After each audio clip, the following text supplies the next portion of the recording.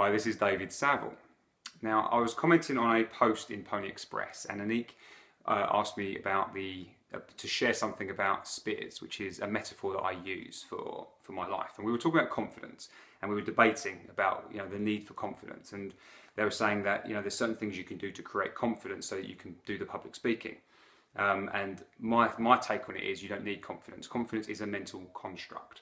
Confidence is an idea. You look at someone doing something well and looking like they're powerful and they're in flow, and you go, they're confident. And then you go, right, that's what they are, so I need to become that. Right, I'm gonna grab this thing called confidence, and then I'll be able to do that. But it doesn't work that way. Confidence really is just a lack of self-doubt. In fact, if you think about it, when you're not confident, you're thinking, can I do this? Am I good enough? Will they like me? That kind of stuff. Where's the focus there? It's all on I, it's all on me. So what I suggest is going beyond the self. You need to be focused out here on what you're doing and who you're doing it and why you're doing it. It's why it's hard to create confidence doing something that you're not passionate about, because you're gonna give up. It's not gonna be juicy enough and passionate enough for you to keep going. Now, when you've got something you're passionate about, you care about it, and you really want to do it, then the best way to not need confidence and just to go for it is to walk a path of vulnerability.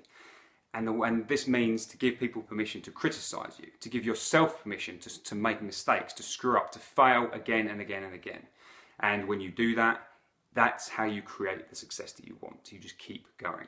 And the metaphor I love to use for this is, it's like you're walking this rocky road, right? Nobody's been down this path. This is your path that you've just come across. You've got your machete, you're hacking away at the foliage, and you're climbing over rocks to walk there. So this is what you're doing. Now, while you're doing that, there are people all at the side. Those are the well-trodden paths that everyone else does, and they're looking at you, thinking, "Who the fuck do you think you are?" And they're throwing spears at you, and every now and then one cuts deep, and you start to bleed. And so what you do is you go and run behind a rock, and you're like, and you pull it out, and you let yourself heal. And then you get strong enough, and you're like, right, step back out again, and you start walking that path. And then again, of course, someone throws another spear at you, maybe one in the back this time.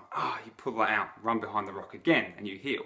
This goes on and on and on. Now, what generally happens for most people, like it used to do for me for years, is that as it gets harder and harder to step out from behind that rock. Why?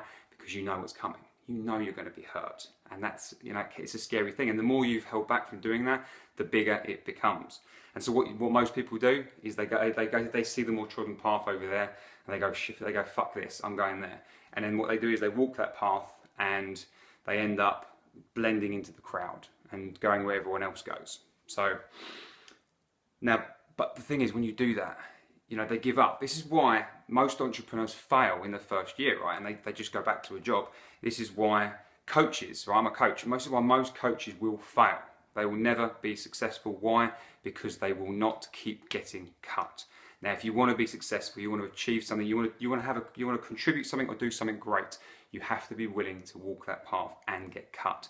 So you're walking along, the spear comes in, but you don't run behind the rock. You just keep walking, you keep bleeding, you keep feeling that pain, and you keep walking forwards anyway.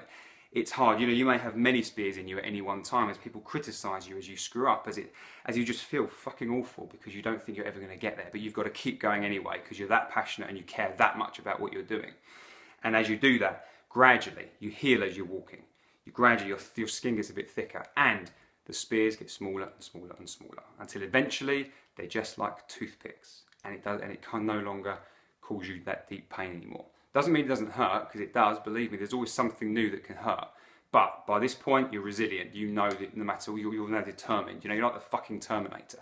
Nothing is going to stop you from getting what you want, for going for what you want, no matter how long it takes, no matter how many times you fail.